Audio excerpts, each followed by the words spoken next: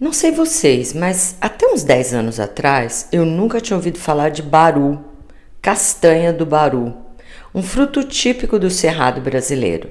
Eu também não sabia que o baru é hoje uma iguaria internacional, com um mercado avaliado em 5 milhões de dólares e projeção de atingir 47 milhões de dólares em 2032, segundo a Embrapa, a empresa brasileira de agropecuária. O baru, ou cumbaru, como também é conhecido, vai conduzir nossa jornada pelo bioma cerrado, tema do 4º episódio da 7ª temporada do Som da Ciência, o podcast da Sociedade Brasileira para o Progresso da Ciência, SBPC.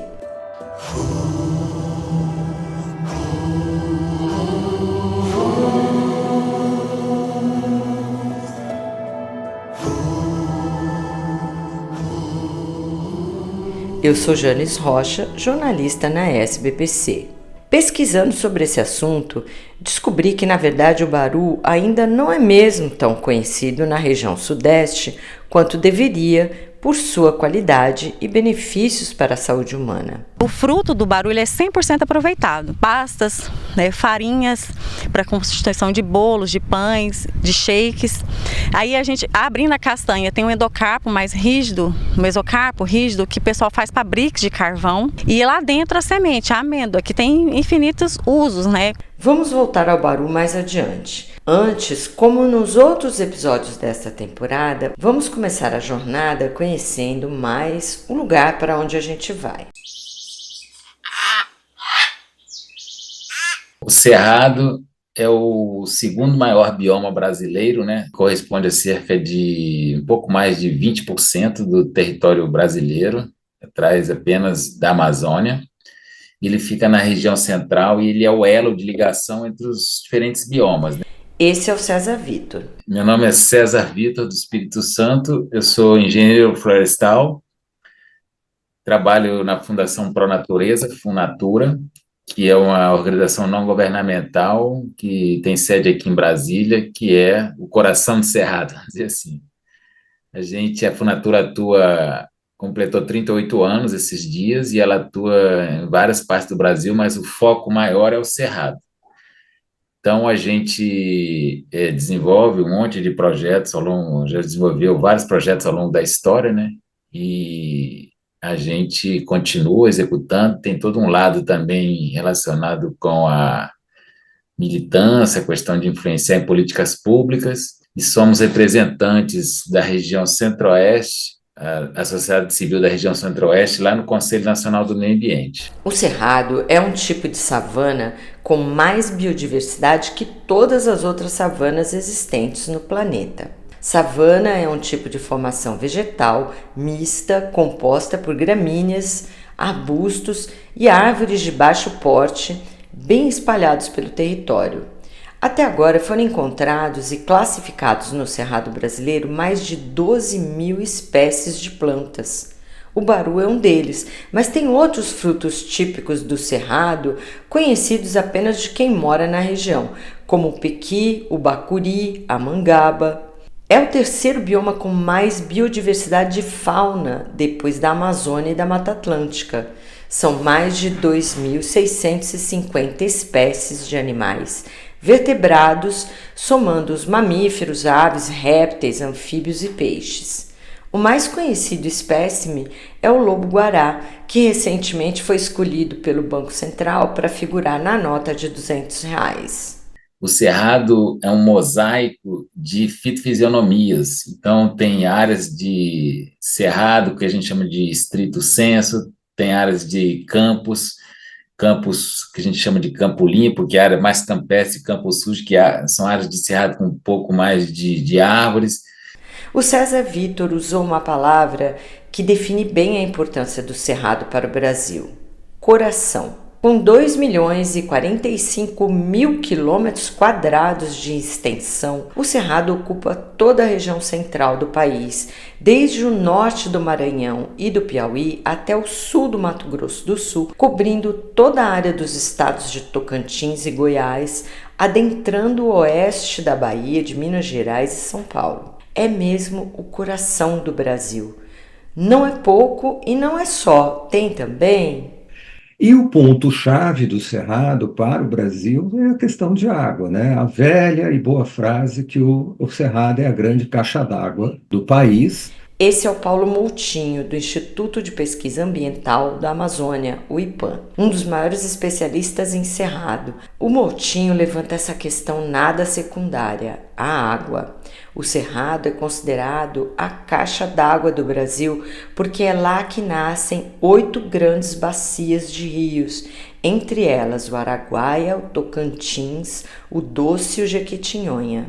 E, portanto, é fundamental que o Cerrado tenha o mínimo de proteção da sua vegetação, porque é ela que garante essa água toda. A vegetação do cerrado tem uma característica especial. O Cerrado ele tem uma importância para o Brasil fundamental em 2 aspectos. É uma savana extremamente rica em biodiversidade, e presta, do ponto de vista de mudança do clima, por exemplo, um serviço importante, porque o Cerrado é como se fosse uma floresta invertida. Você encontra muita biomassa vegetal nas raízes profundas, né? Então, aquele cerrado que parece sempre, como muita gente fala, um mato, ele tem uma proporção 2 vezes maior de vegetal para baixo da terra, para baixo da superfície. Quando você desmata o cerrado, você emite, portanto, uma grande quantidade de gases de efeito estufa ao fazer isso, que vem não só da vegetação acima do solo, mas essa grande massa de raízes que o cerrado apresenta. Além de estudioso do cerrado nos livros e laboratórios, o Paulo Moutinho tem uma vivência diferenciada do bioma. Ele e outros colegas pesquisadores conduzem um projeto super bacana há alguns anos chamado Transcerrado. É uma expedição que cruza os principais estados que abrigam o bioma em bicicleta.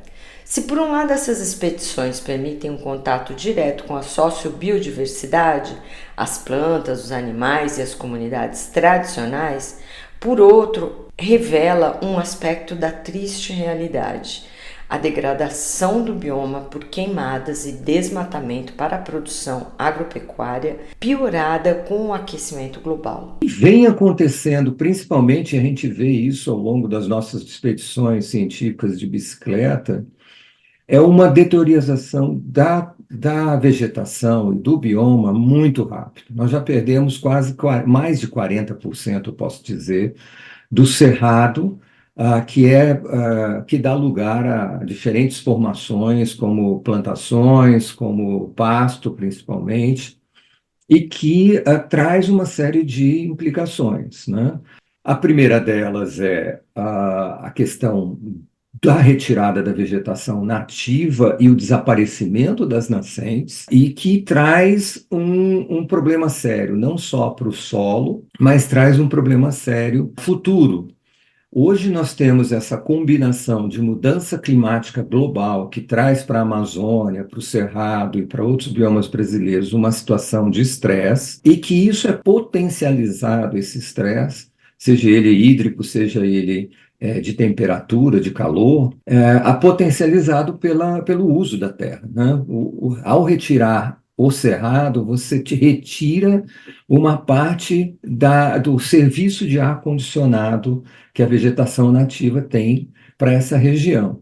Os estudos sobre os impactos do desmatamento no cerrado apontam que, se continuar nessa toada, em 2050 haverá 20% a 30% mais queimadas na região do que tem hoje, podendo chegar a 90% até 2100. Já é conhecido que desde que o governo que tomou posse ano passado voltou a combater o desmatamento na Amazônia, os desmatadores se voltaram para o cerrado e hoje este é o bioma mais ameaçado.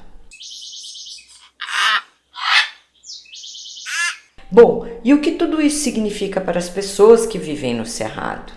Dentro da proposta da 7ª temporada do Som da Ciência, em todo episódio entrevistamos pesquisadores e também pessoas fora da academia que vivenciam o bioma, que conhecem a crise ambiental em seu dia a dia, que são diretamente afetadas pelos efeitos das mudanças climáticas em suas comunidades, em suas casas, em seu modo de produzir o sustento próprio de suas famílias. Eu vivo da agricultura familiar e do extrativismo consciente. Essa é a Adenilde. Eu me chamo Maria Adenilde Barbosa de Andrade, sou casada, tenho 49 anos, moro na zona rural, Fazenda Gameleira, município de Urucuí, estado de Minas Gerais. Tenho 2 filhas, trabalho com agricultura familiar, extrativista do Cerrado, sou certificada orgânica pelo MAPA.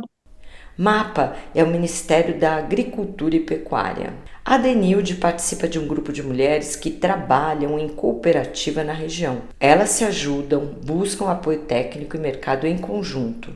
E como ela disse, o carro-chefe desse grupo é o baru, que ela cultiva há 10 anos. No entanto, a produção da castanha tem sido duramente afetada pelo calor e as secas prolongadas, eventos potencializados pelo aquecimento global. Porque tem anos que a produtividade não é boa. Isso por quê? Porque na época, às vezes tem uma chuva muito forte e derruba a florada. Ou às vezes falta chuva, a florada não vem. E aí a produção cada ano está diminuindo. Já até existe incidência de pragas devido à seca. Tem muito pulgão, a cochonilha. O problema vai muito além do baru. Como a Adenilde falou, a questão climática pesa muito, principalmente para os pequenos agricultores do Cerrado, que sofrem ainda com a atividade dos grandes agricultores, o agronegócio da soja e da pecuária, que abusa de agrotóxicos, envenena o solo e a água de todos. Vamos agora para outra parte do Cerrado, bem mais ao norte, no Piauí. Pois eu sou o João Henrique Pereira Mendes Filho, sou nascido daqui mesmo do sul do Piauí, no município de Juboés. Eu sou ribeirinho brejeiro e faço parte do coletivo de comunidades tradicionais do sul do Piauí e faço parte da CPT Piauí. A CPT é a Comissão Pastoral da Terra, organização ligada à Igreja Católica. Aqui eu planto assim de tudo, eu planto um pouco. Eu planto um pouco de arroz, eu planto um pouco de feijão, milho, mandioca e fava e batata. Eu planto abóbora. O seu João é nascido e criado na beira do rio Uruçuí Preto, um curso de água que banha o estado do Piauí e que nasce próximo a Gilboés, na Serra do Riachuelo. Aos 57 anos de idade, o seu João testemunhou uma mudança muito relevante na paisagem, principalmente de uns 10 anos para cá. O calor aumentou, a chuva diminuiu. E tem tido muita mudança, assim, do que eu conheci, de quando eu vivi mais meus pais. Aqui mudou muito. Nós era uma região muito fria, que aqui era fria, bastante fria. E não tinha problema com nossos plantios. A gente plantava, não tinha inseto para comer a lavoura, não tinha aquela quintura que estragava os plantios. Sempre um pouco que a gente plantava, a gente colhia sadio. E hoje, de 10 anos para cá, mudou muito. E principalmente de 2 anos para cá, que o calor aumentou muito na nossa região. Nós temos um período que nossa chuva aqui era entre outubro até o mês de abril. Chovia bem. A gente, nesse período, a gente plantava e colhia sem dúvida nenhuma, não tinha perda. De 2 anos para cá, essa chuva mudou. Aí ela cai bem mais cedo e cai bem mais dividida assim. Esse ano mesmo, passado, começou a chover em agosto. Aí dá uma chuva, molha ali, não dá para plantar. E se você plantar, demora para dar outro, não nasce. Aí quando é no período que nós plantamos, que aí sempre a gente planta outubro e novembro, aqui na nossa região é outubro e novembro. E as pragas? E as pragas, de certos tempos para cá, o arroz, o arroz não, o feijão, a fava e o milho está sendo muito atingido. Esse ano mesmo eu quase não colhi feijão por causa de praga. Aí tem uma tal de uma mosca branca, ela atinge muito. Quando ela dá mesmo, o feijão não produz. E tem outros insetos que a gente não sabe nem o nome, porque é muitos insetos que tem. A gente não sabe. E aí, devido assim, às temperaturas, até que a gente está mudando até os horários de trabalhar. Aqui sempre eu trabalhava de 7 até meio-dia na roça. A gente aguentava a modo do calor. Hoje eu tenho que ir mais cedo, eu vou 6 horas, ou às vezes até antes de 6 horas eu tenho que ir para a roça para 10 horas já estar de volta por causa do calor. No dia que está claro é muito quente, aqui na nossa região mudou muito. Os peixes desapareceram. Porque nosso rio, ele era um rio bem, tinha bastante água. E hoje as águas mingou bastante. A água está bem mais pouca. Nós tínhamos as áreas de lagamar, que a gente chamava na margem do rio e tinha o lagamar. Eles eram bem largos, era extenso. Toda a região tinha uma larga, extensa região de lagamar. E hoje em dia não tem mais, é só o corcozinho do rio mesmo. E acabou os peixes, que tinha bastante peixe no nosso rio, hoje não tem mais, devido aos venenos que vêm das serras, que aqui é muito próximo. E quase todo o projeto que tem em Rio da Serra, aí as águas às vezes descem por rio. Aí por causa disso não tem mais peixe. O veneno que vem da serra e que mata os peixes é o dos agrotóxicos usados nas lavouras de soja que ficam serra acima do lugar onde o seu João Henrique e tantos outros pequenos lavradores ribeirinhos têm seus sítios para sustento próprio. O veneno está poluindo e o calor está secando a caixa d'água do Brasil. Aqui de novo Paulo Moutinho. Nós, nessa expedição de bicicleta que nós fazemos, o ano retrasado, nós passamos em regiões em que nós escutamos relatos dos pequenos produtores dizendo que há 15 anos atrás, há 20 anos atrás, eles abriam um poço para retirada de água potável entre 15 e 20 metros, e que hoje eles estão furando até 150 metros e às vezes não acha água. Então, é muito difícil você lidar com essa situação, porque precisa investimentos cada vez maiores para se conseguir água.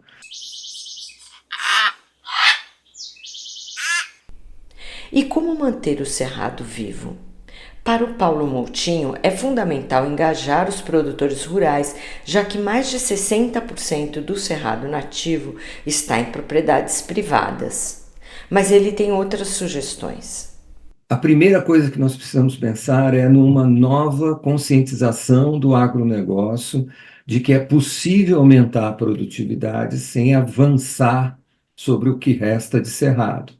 Porque os grandes prejudicados não serão só eles e os seus negócios de produção de alimentos, mas também toda a população brasileira e, quiçá, aí a população do mundo, né? O Brasil alimenta bilhões de pessoas com a sua produção de agronegócio, ela é vital, mas ela depende, no futuro, de que se pare de detonar o próprio Cerrado, ou a Amazônia, ou qualquer outro bioma. Portanto, essa é a primeira coisa. A segunda coisa, que é muito importante, é avançar na tecnologia, de você intensificar principalmente a pecuária. A pecuária hoje ela é extensiva, mesmo no Cerrado, ocupa uma área enorme, e se você tiver mais bois sendo criados em 1 hectare, você libera muita área já desmatada para ser aproveitada pela agricultura, por exemplo. Então, a intensificação da pecuária ela precisa acontecer com tecnologia, com assistência técnica e com políticas voltadas para essa intensificação. E a terceira coisa é cuidar da paisagem. Ou seja, essas florestas em propriedades privadas, elas podem ser conectadas com reservas do patrimônio natural, que são reservas de vegetação nativa, em propriedades, com áreas públicas, com parques nacionais, com unidades de conservação, fazendo grandes corredores e grandes paisagens que tenham um mosaico de conservação. É possível fazer e é necessário que se faça isso de forma urgente, porque o cenário futuro não é animador. O César Vitor. O Plano Safra é o financiamento da produção, né? Então, a pessoa, o agricultor, ele pega o dinheiro emprestado com juros baratos bem mais barato do que se ele fosse pegar num banco privado, e aí ele usa esse dinheiro para comprar os insumos, que são os agrotóxicos, as sementes, o adubo, o maquinário e por aí vai. Esses insumos, eles também são vendidos para o agricultor com isenções fiscais. Então, o Estado brasileiro ele concede uma isenção para uma atividade que está levando à destruição do bioma, né? E, além disso, pela legislação, uma fazenda, um proprietário privado, ele pode desmatar até 80% da sua propriedade. Aí ele pega o dinheiro incentivado e abre as novas áreas até o limite de 20%, e isso se ele respeita a lei. Muitos não respeitam, vão além dos 80%, não respeitam, os 20% deveriam deixar. Então, eu digo que o Cerrado ele está sendo destruído de forma legal e incentivada por nós brasileiros. Se não houver uma mudança disso, por exemplo, agora está sendo discutida a reforma tributária, né? E a gente viu lá vários setores, né, da economia, incluindo o pessoal do agro, né, que é o agronegócio, lutando para ter alíquotas menores. Então, teve toda uma discussão em termos desses insumos, que recebem isenções de 60%. No caso da carne, não sei se vocês lembram, a ideia é ter uma alíquota zero para quem produz carne. Ou seja, o cara não paga imposto nenhum e ele tem um incentivo para produzir a carne e desmatar novas áreas. O que eu penso? A gente precisa trabalhar de forma inteligente. Então, se tiver que de conceder incentivos, que não seja dado incentivos para abertura de novas áreas. Naquelas áreas já em produção, já consolidadas, tudo bem, mas nesse caso também precisa ter incentivo para recuperação de áreas, incentivo para diversificação da produção, para também incorporar espécies do extrativismo feito de forma sustentável. Então, quando vai produzir um fruto, por exemplo, o piquizeiro, né, que produz um piqui, que é exportado, ou um baru, também teria que ter essa isenção para que a gente estimule o extrativista a explorar, né, essa coisa e mantendo o cerrado em pé, porque o baru, o piqui é o cerrado, né, na natureza, o cara vai lá, tira o fruto, mas o pé de cerrado, o pé de piqui continua, né? Então o cerrado se mantém na estrutura. Além disso, além dessa parte aí que eu acho que é o principal problema que a gente precisa atacar, a gente precisa também estimular a criação de novas unidades de conservação, áreas protegidas em geral, né? Que tem, o cerrado só tem pouco mais de 8% da sua extensão em unidade de conservação, sendo que 5,5% disso é de unidades de uso sustentável, as APAs, reservas de desenvolvimento sustentável e outras categorias de uso sustentável que pode haver exploração. E também é importante que tenha as unidades de produção integral, que é um pouco mais de 3% de produção integral, são os parques nacionais, as reservas biológicas, estação ecológica, que essas conseguem proteger com forma mais eficaz aquelas ambientes, né, de cerrado que estão dentro das áreas. Além disso, a gente acha que as terras indígenas, que também são importantes nesse contexto, porque os indígenas, em geral, eles protegem, eles têm uma convivência harmônica com o ambiente, né? Então, eles desmatam muito menos do que outros grupos, né, que fazem uso da terra. Então, a gente acha que também as terras indígenas devem ser demarcadas, devem ser protegidas, devem ser incorporadas ao processo produtivo da forma mais sustentável. Da mesma maneira, os territórios quilombolas. Então, tem vários. É muito importante que se aumente essas áreas. A lei também que prevê que possa desmatar até 80%, no meu entendimento, deveria ser revista, porque já há estudos de que se todo cerrado, todo proprietário desmatar os seus 80%, se sobrar só 20%, não vai ser suficiente para manter a estrutura.